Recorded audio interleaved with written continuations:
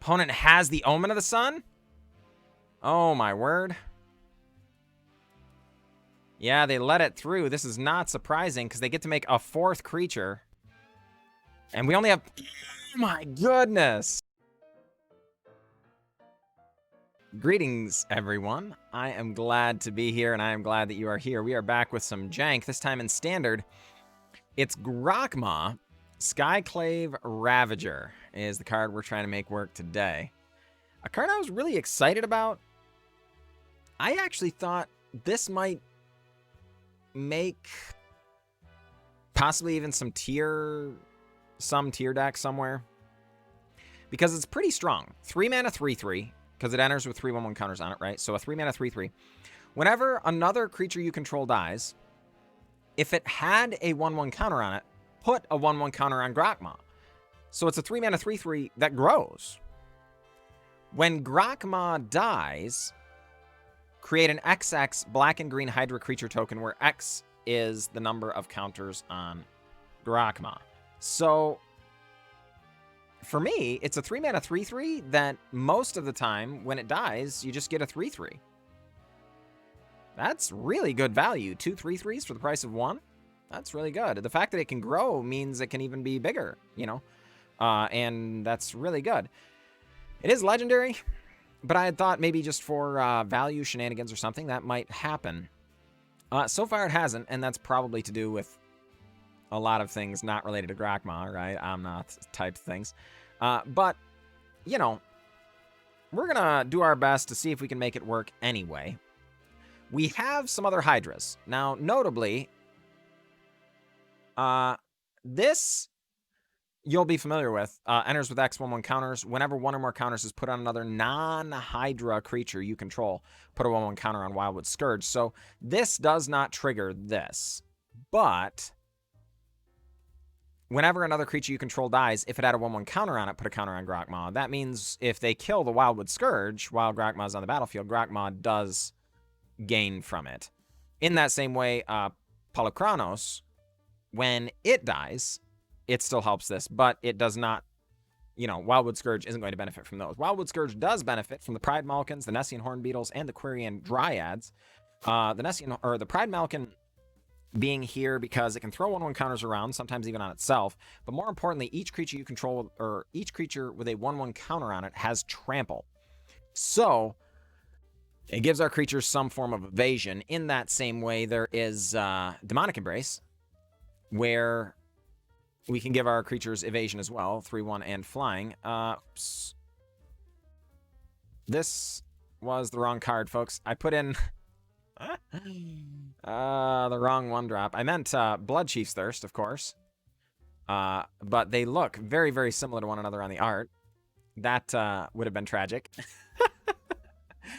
But yeah, then the rest of the deck just kind of rounds out 4 removal spells in Murderous Rider, 4 removal spells in Bloodchief's Thirst, and 4 removal spells split between Eliminate and Heartless Act, so that we can keep all of, not just the Cobras in check, but hopefully the Omnaths as well.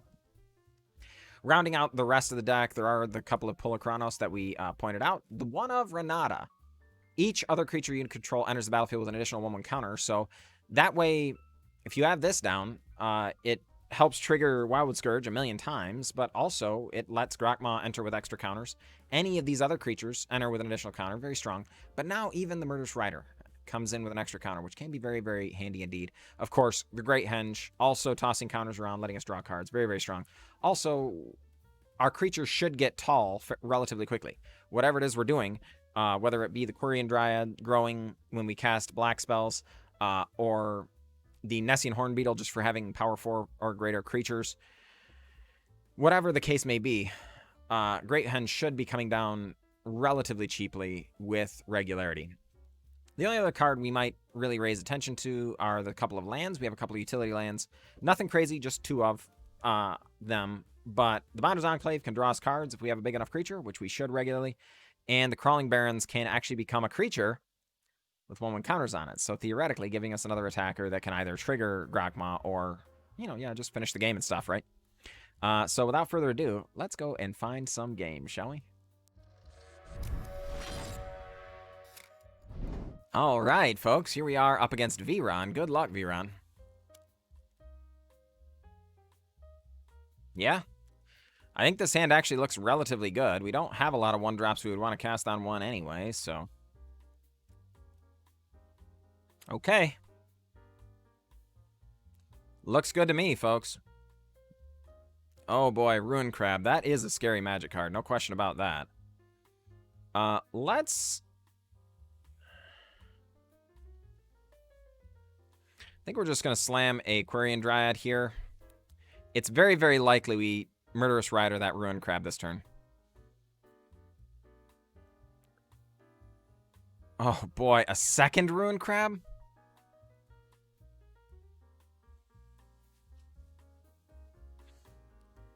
This is nonsense, folks. For real.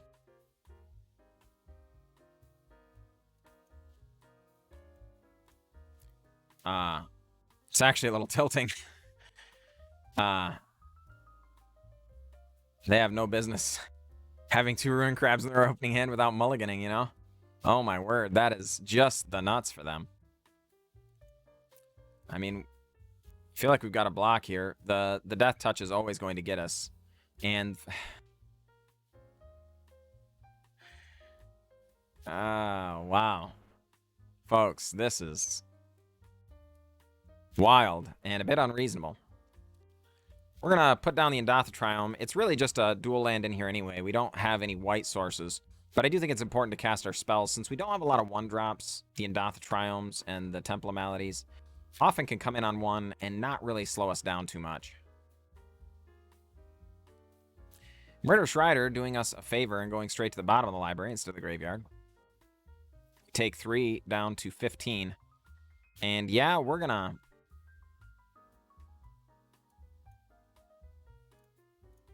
just Bloodchief's Curse that Ruin Crab. Heaven's sakes alive, folks.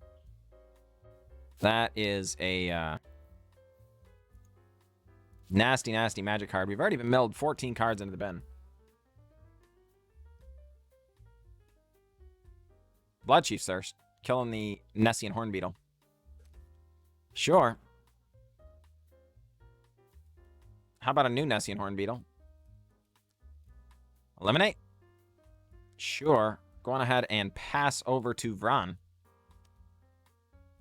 They are stuck on lands. That is not ideal for them. Well, then let's... wait. Actually, this won't be a 4-power creature. It's just going to be a 3-power creature. So there's no reason that we have to do it now. I was aware it was going to be a 3-power creature. But when we put a counter on the Pridemalkin itself next turn, it will grow this up to a 4-power creature, right? So...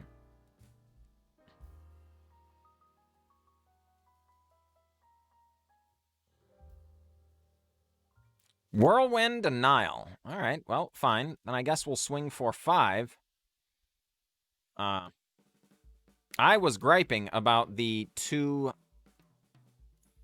Ruin Crab start, but it looks like our opponent kind of kept a not great hand in order to do that, and now they're being punished for it. They're stuck on 3 lands and have not drawn a 4th.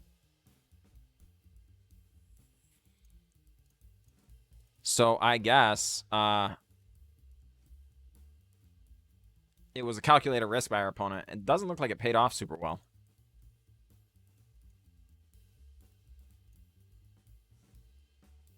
All right, well, I think we've got him, folks. Yeah, indeed. Good game.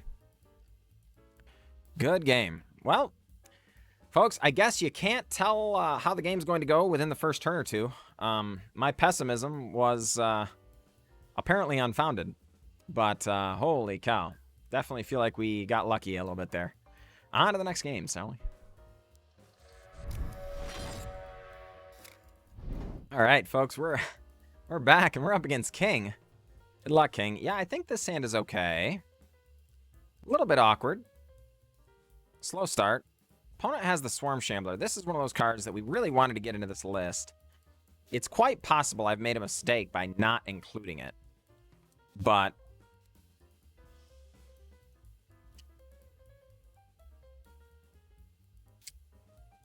it is you know, it is a card we took note of, right? Oh, boy.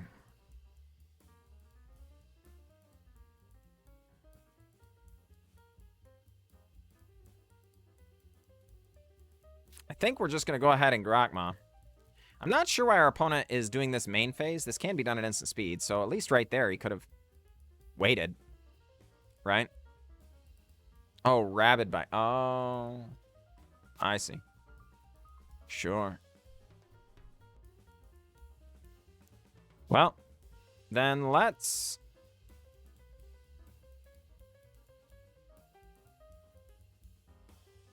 just...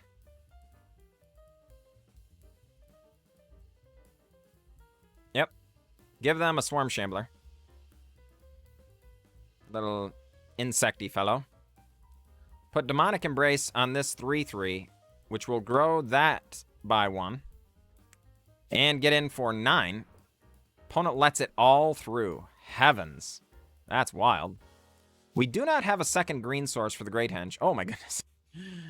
Apparently, King had enough already. Good game, King. Good game. All right, folks. Here we are. Up against Don Don Bo. This hand, kind of awkward, but I think we are going to keep it. We get some scries. We have the color fixing that's required. Oh my goodness, they have a Ruin Crab. That is not good news. Holy crud. No. We're going to need to do better than basic Swamp.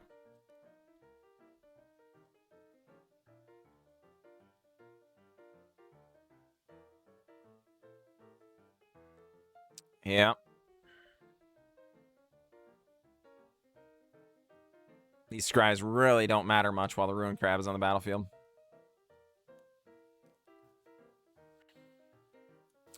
So I don't actually think we're even going to bother. I think we're just going to get down another black source so that we can start Murderous Riding. It's quite possible it ends up being the Ruin Crab itself. If our opponent slams some other kind of rogue, we likely will not kill the Ruin Crab. We'll kill the other kind of rogue. Second black source. I wonder if it's for the Nighthawk, Scavengy fellow. I don't know.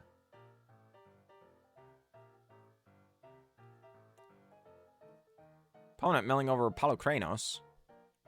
We need 6 other cards in our library, or in our graveyard, and more importantly, we need 6 mana and 6 other cards. So, you know, not super easy to line up, but not the end of the world either. Let's just go ahead and get a Crawling Barrens in so he gets off Summoning Sickness. We're going to pass.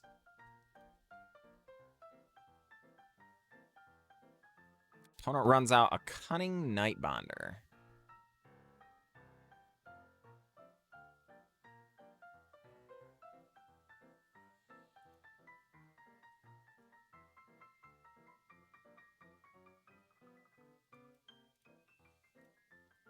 Fine.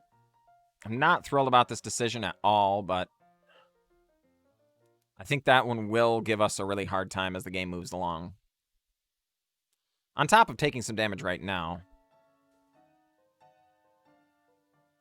Pridemalkin goes to the bin. What say you, Don Donbo?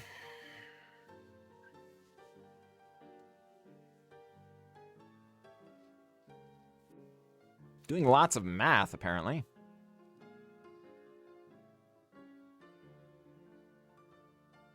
I wonder what they're mathing. What? Why is that happening? Oh. Trying to decide if they wanted to bother with the Agadeem's Awakening or just make a land drop. It is likely they made the right decision there.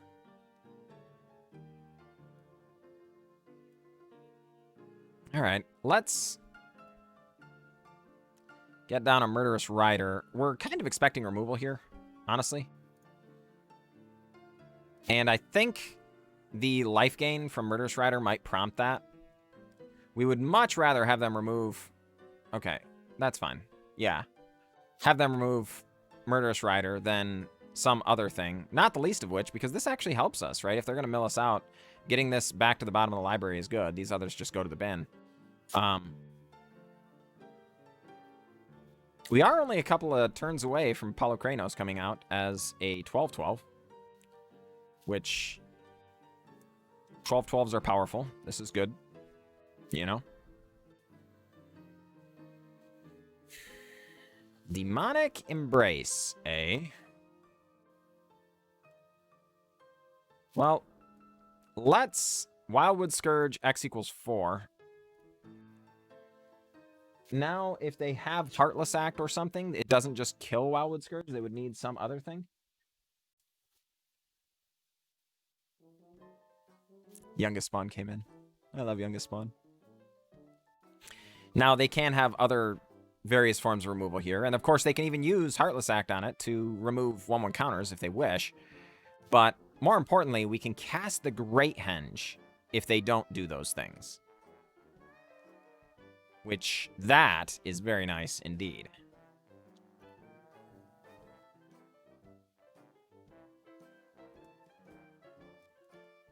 Do you have a counterspell, opponent? They didn't appear to last turn. This is definitely the kind of card you want to counterspell.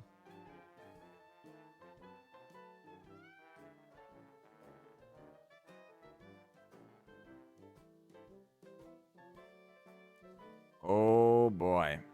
All right, Nessian Hornbeetle.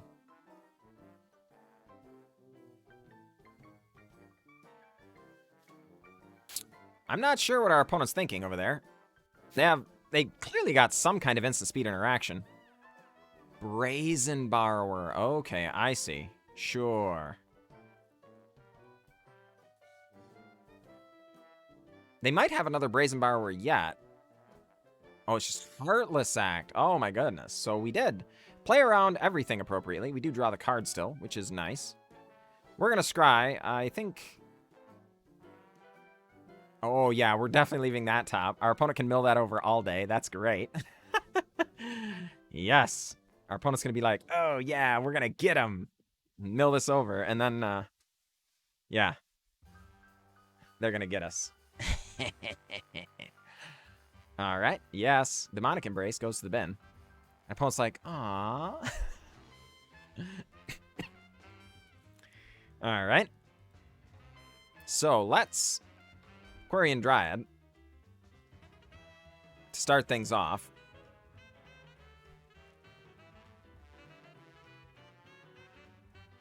And I think we're going to follow that up with a Polukranos Unchained. Gonna get rid of some cards in our bin here. I don't think we have any ways of getting this stuff back out, other than the ones that come back themselves, but...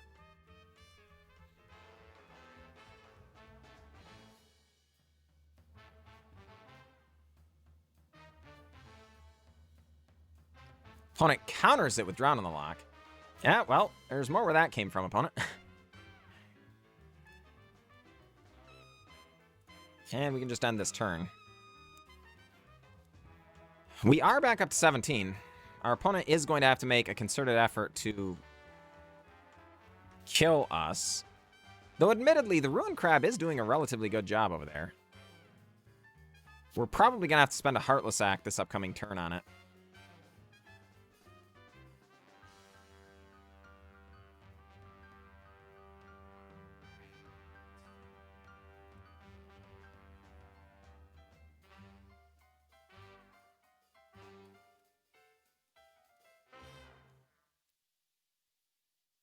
All right, Quirion Dryad. Growing up.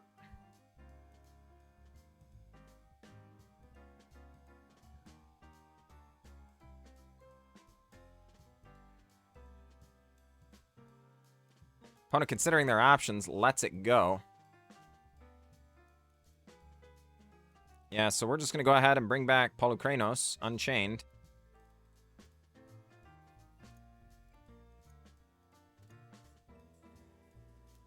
We do have enough right now to bring it back again. We're doing all this main phase, of course, because the Quirion Dryad grows every time we cast these other spells, right? So...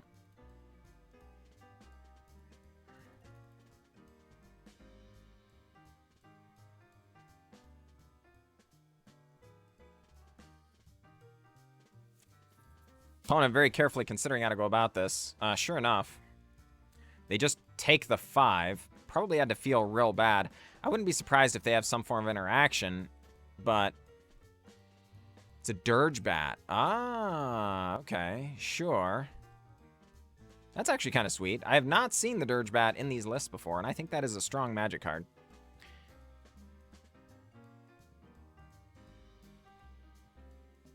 Let's see. We do want to draw into some of our removal here. The Dirge Bat can be annoying. Oh, wow, they sacrifice it right now? Oh, okay, and then they can't... Oh, okay. All right, fair enough.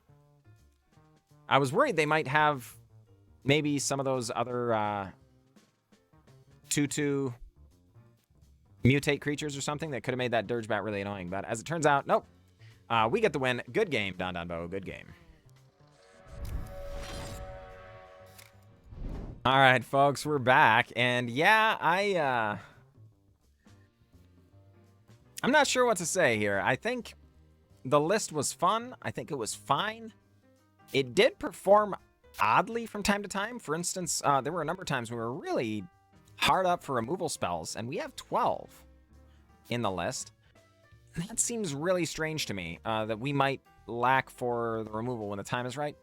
We also are having second thoughts about not having the... What's this other fella's name here? The Swarm Shambler in the list. It definitely seems like the kind of card we would want, and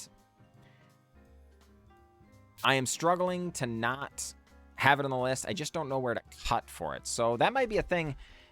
Specifically, if you think the Swarm Shambler belongs, let me know down in the comments below what cards we might cut to get this involved, because I think it is quite strong.